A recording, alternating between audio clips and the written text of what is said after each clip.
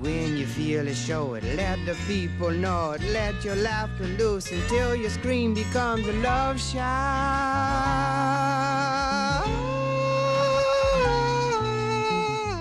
Sometimes those tapes would arrive from Paul Williams from America on the day that we had to start rehearsing. And you'd go, oh my goodness, that voice is nothing to do with the kid I've cast. But when I look at it now, it looks so ridiculous. In a funny kind of way, it's part of its charm. You don't have to sit around complaining about the way your life has wound up. When they gave us the tapes, I said to Alan, this is a guy singing this song. What the hell are you doing? And he said, don't worry about it, don't worry about it. I said, okay. And I figured he knew what he was doing. Think of all the time you're wasting. Time's a precious thing to let roll by. When Scott sings the Down and Out song, it was good that they did dub it because he was going through change. And his voice was cracking terribly. So I think the fans will probably appreciate that they did dub it at that time. Fortune sailed away, you missed the boat and found that you'd been left behind. What's the matter with you? I'd sing, and then my voice would go, okay, everybody, well, watch them. This is just insane. So give it a try. Is everybody with me? But it just seemed to work, so, and that was a butt of jokes for quite a long time in my life. Even the star of the show wasn't spared. When Jodie Foster heard her solo song, she was speechless. My name is Tallulah, my first rule of thumb.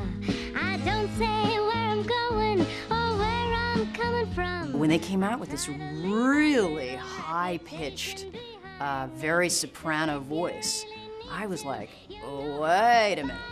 It was one thing for it to be an adult to sing the part, but they didn't choose somebody that had kind of a, a good gravelly Marlene Dietrich voice. They chose this very, very high-pitched voice.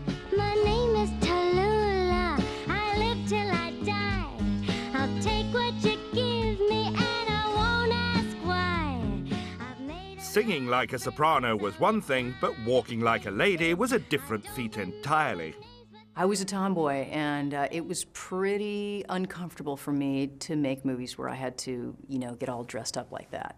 I'm having to kind of writhe against the wall and, grabbing the face of a young man and pulling it towards me. It took hours for the choreographer to teach me to walk, like this, instead of just boom, boom, boom, like a truck driver.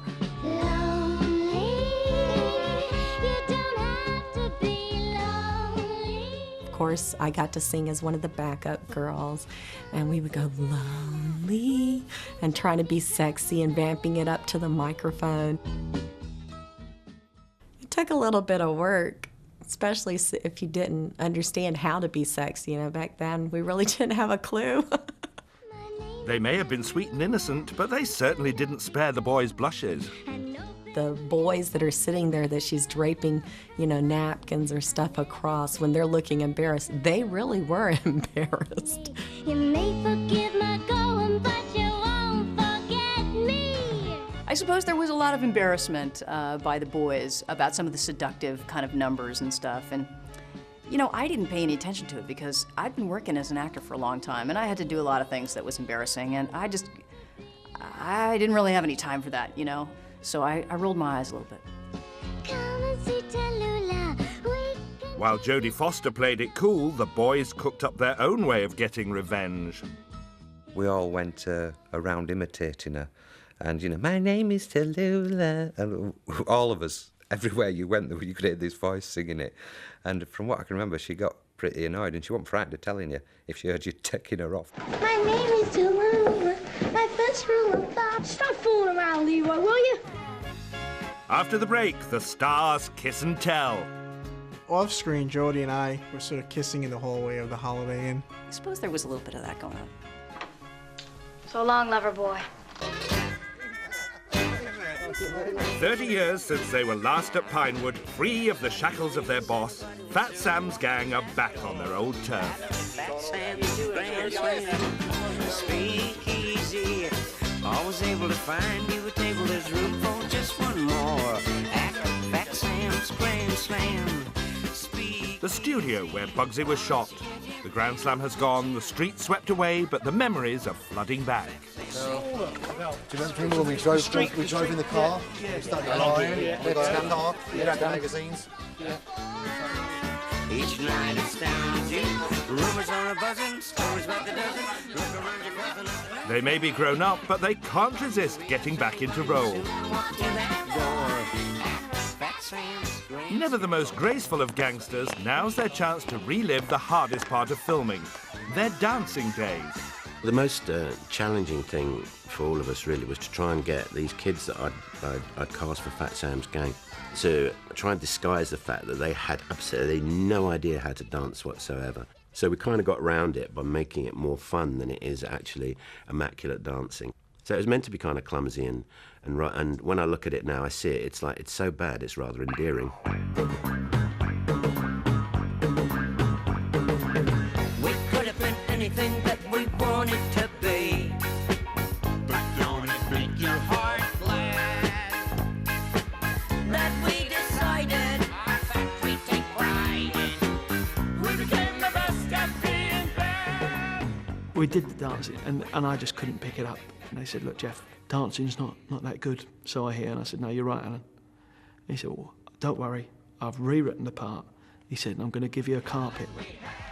You're going to carry this carpet, and you're going to be lagging along behind. So at the time, I was gutted. I've got to be honest, I was quite upset.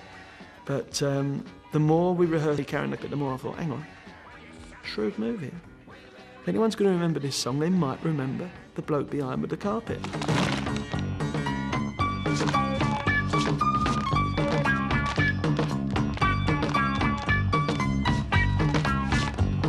Never lose you, lads. It's like watching the dads dance. Hey, well, what do you guys think you're doing? Get in here, you bunch of peanut brains! Get in here, you dummy! Come on, get in here! Move it, get in here!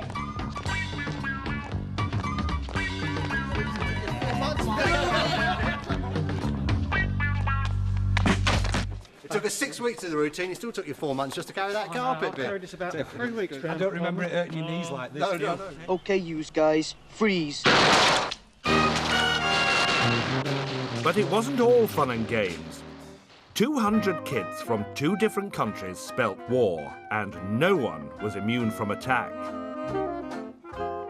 Sometimes you'd be going down the hallways at Pinewood, and you know, some of the dancers, there were some dancers from Manchester and Leeds who were really scary girls, and they would like block your path, and they'd have a fire extinguisher, and they'd say, "What's the password?" And I'd be like, I don't know. If you didn't know, they just, you know, they just spurt you and stuff. So I was kind of scared of them. I think the rivalry between us and the UK kids was it was a couple of things. Who were we to come into their country and be the stars of their film with their direct, all understandable stuff.